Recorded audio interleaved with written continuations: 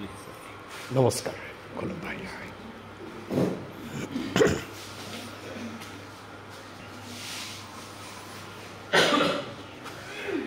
প্ৰথমতে সকলো শিক্ষাগুৰু এই অনুষ্ঠানৰ সকলো জ্যেষ্ঠ মুৰব্বীসকল আৰু এইখন স্কুলৰ যিসকলক মই আজিলৈকে নাপালোঁ, যাৰ প্ৰতিটো পাল তেজৰ বিনিময়ত মানে পাৰ্সপিৰেশ্যনৰ ঘামৰ টোপালৰ বিনিময়ত এইখন অনুষ্ঠান গঢ়ি উঠিলে আৰু আজি ইয়াত আমি বহিব পাৰিছোঁ, চাহ একাপ খাই কিবা ভৱিষ্যতৰ ভাল চিন্তা কৰিব পাৰিছোঁ। যিসকল ব্যক্তিৰ অশেষ ত্যাগৰ বলত সেইসকলৰ সকলোৰে চৰণত মই এটি সেৱা আগবঢ়াইছোঁ। নমস্কাৰ। আজি আচলতে মোৰ খুব ভাল লাগিছে কেলৈ জানে? কেতিয়াবা মানুহে ৰিজাল্টটোৰ বিষয়ে বেছি চিন্তা নকৰে। যেতিয়া শৰীৰত ইমান কনফিডেঞ্চ থাকে, আপুনি জানে আজিতো মোৰ ওচৰত কোনো তিষ্ঠিবই নোৱাৰে। আপোনাৰ কেতিয়াবা সন্মুখৰ হাৰ্ডলছতকৈ আপোনাৰ কনফিডেঞ্চ লেভেল ইমান বেছি হয়। আমি যেতিয়া ক্ৰিকেট খেল এখন চাওঁ, গম পাওঁ আজি এইটো টীমৰ আগততো এইটো টীম তিষ্ঠিবই নোৱাৰে। অসমীয়াত যে কয় তিষ্ঠিবই নোৱাৰে। আজিও তেনেকৈ মই সকলো ফালৰ পৰা আজি সম্পূৰ্ণভাৱে তৈয়াৰীৰে আহিছোঁ। আজি কথা হ'ল, মই আজি খুব ভাগ্যৰ বলত যোৱা 7 জানুৱাৰী 2024 এক শুভক্ষণত ককাইদেউক লগ পাইছিলোঁ। ককাইদেউক লগ পোৱাৰ পাছত এই যাত্ৰা আৰম্ভ হ'ল। এই যাত্ৰা আৰম্ভ হোৱাৰ পাছত মই যোৱা 11 এপ্ৰিলত ডিব্ৰুগড় এয়াৰপৰ্টত অৱতৰণ কৰাৰ পাছত আজি এয়া আমাৰ এই যাত্ৰা চলি আছে। অলপ যদি কেতিয়াবা আপোনালোকৰ যদি অলপ কিবা এটা চিন্তাটো আছে এই মুহূৰ্তত, অলপ সকলো চিন্তা যদি আপুনি এটা কোণত থৈ পেলাই এই কথাখিনি যদি শুনে, মই খুব ভাল পাম। মই বৰ ইম্পৰ্টেণ্ট কথা ক'ব বিচাৰিছোঁ। মই নাজানো আজিলৈকে কেইজন পৃথিৱীৰ ব্যক্তিয়ে এইষাৰ কথা কাৰোবাৰ আগত ব্যক্ত কৰিছে। মই গোটেই পৃথিৱীৰ কথাই কৈছোঁ। মই যিকোনো বিষয়ৰ ওপৰত কথা ক'ব পৰা এজন ব্যক্তি, যিকোনো বিষয়। এতিয়া আমাৰ প্ৰিন্সিপাল ডাঙৰ এটা মিঠাই উলিয়ালে, সেই মিঠাইটোৰ ওপৰত মই বহুত ইউটিউব ভ্লগ বনাইছোঁ, কাৰণ মায়েও মোৰ বনাইছে। নামটো এম্পানাডা। কিন্তু মই যদি কওঁ, তেখেতে আকৌ সুধিব কি? মই সেইকাৰণে ইণ্টাৰনেটত উলিয়াই দেখুৱালোঁ যে এইটোক এম্পানাডা বুলি কয়। গোটেই পৃথিৱীতে চলে এম্পানাডা। কেকটো গোটেই পৃথিৱীতে বনায়। আজি যোৱাবাৰ যেতিয়া আমাৰ এই স্কুললৈ আহিলোঁ, তেতিয়া মোক খুব ভাল লাগিলে। আপোনালোকৰ শিক্ষকসকল খুব ডিভ'টেড, খুব ফ'কাছড। তেওঁলোকে এটা ফিউচাৰিষ্টিক চিন্তা লৈ আহিছে। আৰু মোৰ জীৱনৰ এটা ডাঙৰ সপোন, আটাইতকৈ ডাঙৰ সপোন, যিদিনাখন আপোনালোকৰ স্কুলৰ ছাত্ৰ ছাত্ৰীয়ে গৈ পেলাই গোটেই পৃথিৱী জয় কৰিব। পৃথিৱী জয় কৰাৰ আগতে কিন্তু মুম্বাইখন জয় কৰিব লাগিব। যেনেকৈ আমি অলিম্পিকলৈ যোৱাৰ আগতে দেশৰ আপুনি ছাকচেছফুল খেলুৱৈ হ'ব লাগিব। দেশৰ খেলাৰ পাছতহে অলিম্পিক যাব পাৰিব। আপুনি ষ্টেট লেভেলৰ পৰা ডাইৰেক্ট অলিম্পিক যাব নোৱাৰে। প্ৰথমতে দেশৰ আপুনি নাম্বাৰ 1 হ'ব লাগিব, সকলো খেলতে চেম্পিয়ন হৈ পেলাই তাৰপিছত অলিম্পিকলৈ যাব পাৰিব। সেইকাৰণে আমি মুম্বাইখন প্ৰথমতে জয় কৰিব লাগিব, গোটেই পৃথিৱী জয় কৰিবলৈ হ'লে প্ৰথমতে। আৰু মুম্বাইত মই 38 বছৰ হ'ল as a philanthropist, as a music producer. মই আটাইতকৈ বেছি কাম কৰা ভাৰতীয় হয়। আৰু আজি এইখিনি কৰিছোঁ, মই ভাবোঁ পৃথিৱীৰ প্ৰথমজন ব্যক্তি যিজনে বলিউডৰ কাম এৰি অসমৰ ল'ৰা ছোৱালীসকলৰ কাৰণে মই কাম কৰি আছোঁ। ইয়াত এতিয়া মোৰ 7 বছৰত ভৰি দিছে। অসমৰ বিভিন্ন স্কুলত গৈছোঁ, বিভিন্ন বিষয়ত এনেকুৱাবিলাক কাম কৰিছোঁ যিবোৰ হয়তো ভাৰতত কোনো আজিলৈকে প্ৰয়াস কৰা নাই। এতিয়া কথা হ'ল, মই ইয়ালৈ অহাৰ প্ৰধান কাৰণটো এইটোৱে হৈছে, এতিয়া পৃথিৱীত 3টা অতিশয় ডাঙৰ ব্যাধি আহি আছে। 3টা ব্যাধিকেইটা আমাৰ ছাত্ৰ ছাত্ৰীসকলৰ বাবে আৰু আমাৰ যিসকল আমি ইয়াত জীয়াই আছোঁ পৃথিৱীত মানুহ, এই ব্যাধিসকলৰ এটা হৈছে মেডিকেল গ্ৰাউণ্ডত কি ব্যাধি হ'ব, সেইটো আমি 3 নম্বৰত পাতিম। প্ৰথম দুটা হৈছে, এতিয়াৰ পৃথিৱীখন এখন বেলেগ পৃথিৱী, ইণ্টাৰনেটৰ পৃথিৱী। যি পৃথিৱীত আমি আগতে যদি আমি 1% নিজক লৈ ব্যস্ত আছিলোঁ, এতিয়া আমি 100% লৈ ব্যস্ত।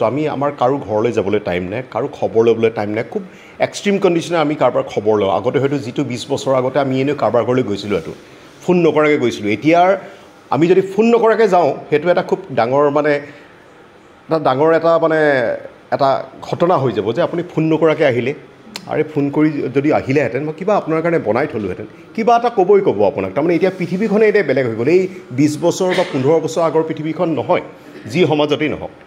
এনেকুৱা এখন সমাজত এতিয়া আটাইতকৈ ডাঙৰ কথাটো হ'ল, আমি খুব মন দি শুনিব এইষাৰ কথা অসমতো বাদেই ভাৰতত কোনে আজিলৈকে আপোনালোকৰ দৰে গুণী জ্ঞানী ব্যক্তিৰ আগত প্ৰকাশ কৰিব পাৰিছে মই নাজানো হ'ব পাৰে মই প্ৰথম যেন ব্যক্তি এতিয়া আমি ইজনে সিজনক বুজিব পৰা ক্ষমতা আমাৰ একেবাৰে নাইকিয়া হৈ গ'ল আমি ইজনে সিজনক বুজিবলৈ চেষ্টা নকৰোঁ মই তাৰ এটা উদাহৰণ দিম আৰু দ্বিতীয়তে আমি নিজকে প্ৰকাশ কৰিব নোৱাৰোঁ এতিয়া ইমান ফেচবুক আছে যিমান ইণ্টাৰনেট আছে ইমান কি আছে আমিতো নিজকে খুব ভালকৈ প্ৰকাশ কৰিব পাৰিব লাগিছিলে নহয় আমি কালিও এখন স্কুললৈ গৈছোঁ কালি এখন স্কুলত যাওঁতে চিমেণ্ট চাপৰিত তেখেতৰ প্ৰিন্সিপাল ডাঙৰীয়াই কৈছে যে আজিহে গম পালোঁ যে নিজৰ নামটো কোৱাৰ কাৰণে কিমান মানুহে ষ্ট্ৰাগল কৰিব লাগে আৰু মই তেখেতসকলক ক'লোঁ যে এজন মানুহে 100 আউট অফ 100 পায়ো যে চাকৰি নাপায় তাৰমানে তেখেতে নিজকে ব্যক্ত কৰিব নোৱাৰিলে তেওঁ কোন হয় তেখেতৰ মনত কি আছে মই ইমানটো ক'বলগীয়া হৈছে ইউনিফৰ্ম এটা মই ঘৰত থ'লে নহ'ব পিন্ধি আহিব লাগিব এডমিট কাৰ্ডখন মোৰ নামত ছপা হ'লেই নহ'ব মই ক্লাছৰুমলৈ লৈ আহিব লাগিব যে এইখন মোৰ এডমিট কাৰ্ড মোক সোমাবলৈ দিয়ক এতিয়া মই পৰীক্ষা দিব লাগিব মই ক'লেই নহ'ব যে এডমিট কাৰ্ড মই পালোঁ নহয় এয়া চাওক মোৰ চাইনটো আছে নহয় মই দেখুৱাব লাগিব তেনেকুৱা নিচিনা এতিয়া প্ৰথম কথা হ'ল আমি এতিয়া ইজনে সিজনক বুজিবলৈ চেষ্টা নকৰোঁ এটা সৰু উদাহৰণ দিছোঁ আপুনি সেইটো ভাল পাব এবাৰ এজন ট্ৰেইনত মানুহ এজন গৈ আছে এটা সৰু ল'ৰাই খুব চিঞৰ বাখৰ কৰিছে হাতী দেখি চিঞৰিছে ভালুক দেখি চিঞৰিছে তেতিয়া ওচৰৰ মানুহজনে কি কৈছে জানে আপুনি আপোনাৰ ল'ৰাটো 12 বছৰ 13 বছৰীয়া ল'ৰা হ'ব নহয় জানো আপুনি তাক পগলা ফাটকলৈ কেলৈ লৈ নাযায় বোলে কেলৈ বোলে হাতী দেখি চিঞৰিছে মা কুকুৰ বুলি চিঞৰিছে মা গাহৰি বুলি চিঞৰিছে তেতিয়া দেউতাকে অলপ ক্ষণ ৰৈ পেলাই ক'লে আপুনি কি বুজিব মোৰ ল'ৰা কথা তেতিয়া ক'লে বোলে কি হ'ল মোৰ ল'ৰা জন্মৰ পৰা অন্ধ মোৰ ল'ৰা জন্মৰ পৰা অন্ধ 12 বছৰ অতিক্ৰম কৰিলে যোৱা সপ্তাহত মই অপাৰেশ্যন কৰি পেলাই তেখেতৰ দৃষ্টিশক্তি ঘূৰাই আনিলোঁ জন্মৰ পৰাই অন্ধ সেইকাৰণে ইমান দিনে যি মাক দেউতাকে শিকাই আছিলে এইটো কি হয়নো এইটো কাউৰী ইমান দিনে শুনি আছিলে যে কাউৰী হয় এইটো কুকুৰে ভুকিছে এতিয়া সেই ট্ৰেইনত আহোঁতে চব বস্তুবোৰ দেখিছে জীৱনত প্ৰথমবাৰৰ বাবে 12 বছৰীয়া ল'ৰাটাই সেইকাৰণে চিঞৰ বাখৰ কৰিছে কিন্তু ওচৰৰ মানুহজনে কি বুলি ভাবিছে পগলা বুলি ভাবিছে মানে আমি এজনে আনজনক বুজিবৰ এতিয়া আমাৰ কোনো সময়েই নাই বুজিবলৈ আমাৰ কোনো চিন্তা আমাৰ চিন্তা কৰিব পৰা পাৰচেপশ্যনটোৱে নাই দ্বিতীয় কথা হ'ল আমি নিজকে প্ৰকাশ কৰিব নোৱাৰোঁ আমি যদি প্ৰকাশ কৰিব নোৱাৰোৱেই তেতিয়াহ'লে আমি চাকৰি এটা ইণ্টাৰভিউ দিবলৈ যাওঁতে কেলৈ নাপাওঁ কাৰণ চাকৰি যেতিয়া এটা ইণ্টাৰভিউ দিবলৈ যাওঁ আপোনাৰ মাৰ্কছটো কি হয় জানেনে আপোনাৰ মাৰ্কছটো এডমিট কাৰ্ড হয় আপোনাৰ মাৰ্কছ মানে এডমিট কাৰ্ড যেনেকৈ এডমিট কাৰ্ড মানে তুমি চব ফিজ দিলা তুমি এই পৰীক্ষাত বহিবৰ কাৰণে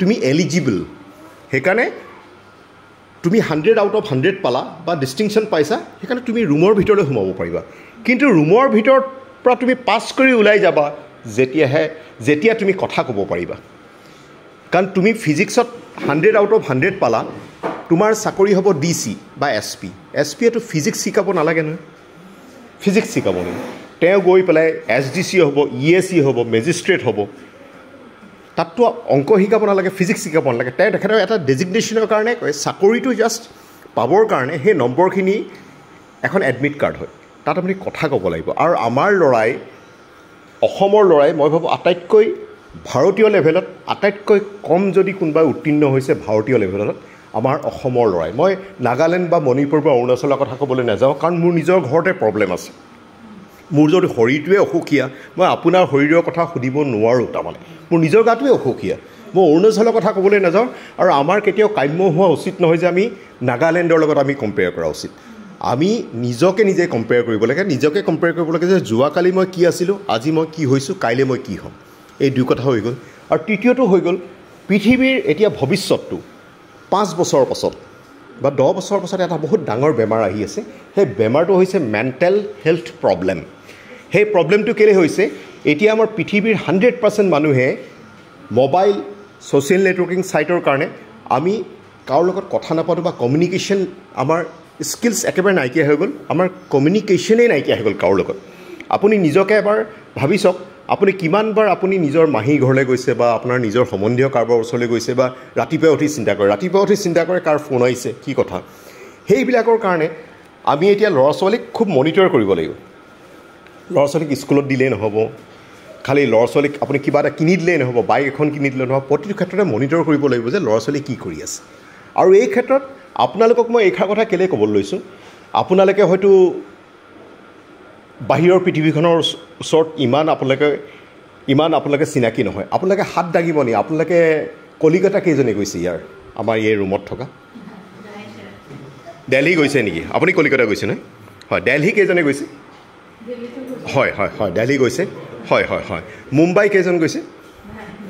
হয়, মুম্বাই গৈছে আপুনি? হয়, মই অনুৰোধ কৰোঁ, মোৰ এটা অনুৰোধ ৰক্ষা কৰিব, এইবাৰ মই অহাৰ পাছত অক্টোবৰ নৱেম্বৰ মাহত যাতে আমি সকলোৱে মুম্বাই যাব পাৰোঁ দেই। এবাৰ চাই আহিব, কাৰণ আপুনি যদি যায় আপুনি আৰু 10,000 মানুহক ক'ব মুম্বাইখন এনেকুৱা। আপোনাৰ জ্ঞানখিনি আপুনি 10,000 মানুহক বিলাই দিব পাৰিব। আজি যেনেকৈ এইখন স্কুলৰ পৰা কেইজন মানুহৰ ঘামৰ টোপালৰ বিনিময়ত এইখন স্কুল স্থাপিত হ'ল, আজি মই ইমান ধুনীয়াকৈ কথা পাতি আছোঁ, ওপৰত ফেন চলি আছে, এম্পানাডা আহিছে, চাহ খাইছোঁ, কাৰোবাৰ ঘামৰ বিনিময়ত দেই, কাৰোবাৰ তেজৰ টোপালৰ বিনিময়ত মই এইখিনি কথা পাতিব পাৰিছোঁ। এতিয়া সেই 3টা বিষয়ৰ ওপৰত ল'ৰা ছোৱালীসকলক আমি কেনেকৈ তৈয়াৰী কৰোৱাম, ভৱিষ্যত উঠি আহি থকা আমাৰ যিবিলাক প্ৰব্লেম আছে সেই বিষয়ে আমি আভাস দিবৰ কাৰণে মই আহিছোঁ। আৰু আমাৰ প্ৰথম কথা হ'ল, আমি ইংৰাজীৰ কথা হয়তো বহুতে পাতি আছোঁ। মই ইংৰাজী কি জানো কি নাজানো, আপোনালোকক কিমান কৈ মই ভাল পাম নাজানো। মই কিন্তু আপুনি যদি ভাবে যে ভাৰতৰ এইজন নিউজ চেনেলৰ নিউজ ৰিডাৰজনে আটাইতকৈ ভাল ইংৰাজীত কয়, কোনোবা এজন যিজনে, মই যদি কওঁ তেওঁতকৈ মই 1 কোটি গুণে ফাষ্ট ইংৰাজী ক'ব পাৰোঁ, আৰু তেখেততকৈ 1 কোটি গুণে ফাষ্ট একিউৰেট ইংৰাজী ক'ব পাৰোঁ, কাৰণ মই 3 বছৰ বয়সৰ পৰাই ইংৰাজী অধ্যয়ন কৰা। আৰু মই পেছাদাৰী নহয়, অপেছাদাৰী। মই পইচাৰ বিনিময়ত নকৰোঁ, পইচাৰ বিনিময়ত কৰা বস্তুটো ডাঙৰ কথা, কিন্তু যিটো ফ্ৰীকৈ দিয়ে সেইটো পৃথিৱীৰ আটাইতকৈ সাংঘাতিক বস্তু। যেনেকৈ অক্সিজেনটো বিনামূলীয়া দেই, কিন্তু অক্সিজেনৰ অবিহনে আমি 3 মিনিটতকৈ বেছি সময় জীয়াই থাকিব নোৱাৰোঁ। 3 মিনিটতকৈ যদি বেছি আমি অক্সিজেন নাপাওঁ, আমি 65 বছৰলৈ কমাত গুচি যাম। 3 মিনিটলৈকে আমাৰ শৰীৰে অক্সিজেন নোহোৱাকৈ জীয়াই থাকিব পাৰে। অক্সিজেনটো ফ্ৰী হয়, বিনামূলীয়া। কিন্তু যিদিনাখন অক্সিজেন লাগিব আপোনাক 5 লাখ টকা লাগিব, কাৰণ আপুনি হস্পিটেলখন বুক কৰিব লাগিব হয় অক্সিজেনৰ কাৰণে। তেনেকৈ মোৰ ইংৰাজী ফ্ৰী হয়, বিনামূলীয়া, কিন্তু মোৰ গুৰিত পৃথিৱীৰ আটাইতকৈ ডাঙৰ এখন বুক আপোনাৰ ইয়াৰ ওচৰলৈ প্ৰেজেণ্ট দিবলৈ আহিছোঁ। আৰু মই ভাবোঁ সেইখন যদি আপোনালোকে খুব ধুনীয়াকৈ থৈ দিয়ে, মই ভাবোঁ তেওঁলোকে আমেৰিকা যাওক, চন্দ্ৰলৈ গ'লেও আৰু ইংৰাজী শিকিব নালাগে। মই ইমান এখন ডাঙৰ বুক আপোনালোকে প্ৰেজেণ্ট কৰিব বিচাৰিছোঁ। খালি মই এটাই কথা ক'ব বিচাৰিছোঁ, সেই ইংৰাজী কিতাপখন আপোনালোকে স্কুলৰ মাজতেই থ'ব। তাৰমানে কি হয়, মিখাইল কেলাছনিকভ, যিজনে AK-47 উলিয়াইছিলে, তেওঁ কেলৈ উলিয়াইছিলে যে যুদ্ধত বাৰে বাৰে গুলিটো উলিয়াম, এটা গুলি উলিয়াম, এটা গুলি সুমুৱাম, কিমাননো কৰি থাকিম, তাতকৈ এনেকুৱা এটা বন্দুক উলিয়াওঁ, এটা চুইচতে ইমানগাল গুলি যাব। কিন্তু মানুহে তাৰ অপপ্ৰয়োগ কৰিলে, মানুহে তাৰ বেয়া ইউজ এটা কৰিলে। কাইলৈ যাতে সেই ইংৰাজী কিতাপখন আপোনালোকৰ ইয়াত গ'লোঁ, কোনোবাই লৈ গ'ল, আকৌ কোনোবাই আমুক বুলি কৈ পেলাই যাতে ছপা কৰি দিয়ে, তেতিয়া মোৰ এনেই অন্তৰত দুখ পাম। সেইকাৰণে আপোনালোকে কিতাপখন আপোনালোকেই পঢ়ক, আপোনালোকে আমাৰ ল'ৰা ছোৱালী ভাল হোৱা উচিত। পাছত সেইখিনি ডেটা ডেফিনেটলি পাব। কিন্তু এতিয়া মই সেই ইংৰাজী কিতাপখন উলিয়াবৰ কাৰণে মোৰ জেপৰ বহু কোটি টকা খৰচা কৰিছোঁ, বহু কোটি টকা। আৰু আপোনালোকে কিতাপখনৰ যেতিয়া কপিটো পাব, মই ইয়াত আপোনালোকৰ কম্পিউটাৰতে দি যাম, সেইকাৰণে মোক কম্পিউটাৰটো লাগে। আৰু আমি যিবোৰ ভাৰতৰ স্কুল, যাৰ ফিজ বছৰি 25 লাখ টকা, সেইবিলাক স্কুলত কি শিকায়, তাৰ কোৰ্চ কি, সেই গোটেইবোৰ ডিটেইল মই আপোনালোকক দি যাম, যাতে আপোনালোকে একো এক্সট্ৰা খৰচা কৰিব নালাগে, খালি জানিব লাগে। মানুহে জানিলেই হৈ যায়। কিছুমান বস্তুৰ কাৰণে খৰচা কৰিব নালাগে। আপোনালোকৰ হয়তো কাৰোবাৰ এতিয়া পেটটো ডাঙৰ, ইয়াত মই বহুত মানুহৰ চাইছোঁ, বা কাৰোবাৰ লিভাৰ প্ৰব্লেম আছে, আমি ডাক্তৰৰ ওচৰলৈ যাওঁ 5,000 টকা এটা বা 10,000 টকা দি, খুব ভাল লাগে ডাক্তৰক 10,000 টকা দি। কিন্তু মই যদি কওঁ ৰাতিপুৱা আপুনি 40 মিনিট খোজকাঢ়িব, আপোনাৰ জীৱনত লিভাৰ প্ৰব্লেম নহয়, মানে খোজকাঢ়িব ৰাতিপুৱা 1 মিনিটত 120টা ষ্টেপ, সেইটো ব্ৰিস্ক ৱাকিং বুলি কয়। সেইটো মই এতিয়া গোটেই পৃথিৱীতে প্ৰমোট কৰি আছোঁ মোৰ ইউটিউব চেনেলৰ দ্বাৰা। তেনেকুৱা নিচিনা কিছুমান বস্তু আমি বিনামূলীয়াকৈ পাওঁ, কিন্তু আমি কেতিয়াও তাৰ চেষ্টা নকৰোঁ যে বিনামূলীয়াকৈ পাব পাৰোঁ। সেয়ে মই এই কথাখিনি কৈ আজি মই আপোনালোকৰ ওচৰত এটা নমস্কাৰেৰে মই বিদায় ল'ব বিচাৰিছোঁ। আপোনালোকে আশীৰ্বাদ কৰিব, আমি যিখিনি চিন্তা কৰি আহিছোঁ সেইখিনি যাতে আমি সফল হ'ব পাৰোঁ, আৰু আপোনালোকৰ সহায় সহযোগ সদায় লাগিব। এটা কথা খালি আপোনালোকে চিন্তা কৰিব, আপোনালোকৰ ল'ৰা ছোৱালীসকলক কেনেকৈ এক্সকাৰ্ছনৰ কাৰণে অলপ যদি বাহিৰলৈ লৈ যাব পাৰে।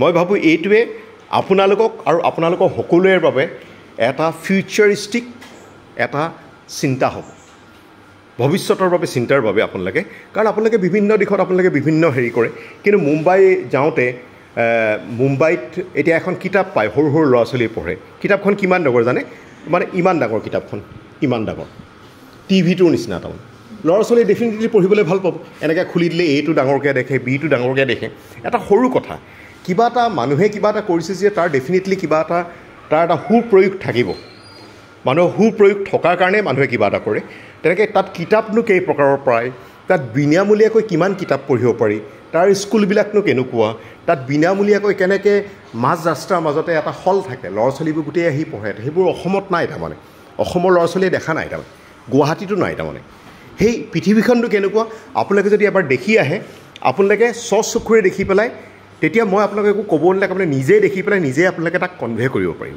দেই এই মোৰ আপোনালোকৰ ওচৰত মোৰ প্ৰাৰ্থনা জনাইছোঁ দেই আপোনালোকে অহা বছৰকেইটা অহা ডিকেডকেইটাত যাতে ল'ৰা ছোৱালী খুব আগুৱাই যায় আপোনালোকে কেতিয়াও চিন্তা নকৰিব যে ইয়াৰ পৰা নাছাৰ চাইণ্টিষ্ট হ'ব নোৱাৰিব কেতিয়াও ভুলতো চিন্তা নকৰিব আপোনালোকে ভুলতো চিন্তা নকৰিব যে ইয়াৰ পৰা এজন দপদপোৱা পৃথিৱী দপদপোৱা কোনোবা এজন ওলাই নাযাব বুলি আপোনালোকে কেতিয়াও চিন্তা নকৰিব কেতিয়াও সপোনতো চিন্তা নকৰিব ইয়াৰ পৰাই যাব য'ত শিক্ষা দিয়া হ'ব তাৰ পৰাই এজন যাব তাৰ পৰাই এজন পৃথিৱী দপদপোৱা মানুহৰ সৃষ্টি হয় এজন কি যাব হাজাৰ যাব কিন্তু প্ৰথমতে আমি এজন সৃষ্টি কৰিব লাগিব দেই সেয়ে আকৌ এটি খুলুমবাইৰে অন্তৰ ভৰা খুলুমবাইৰে আপোনালোকৰ পৰা মই বিদায় লৈছোঁ ধন্যবাদ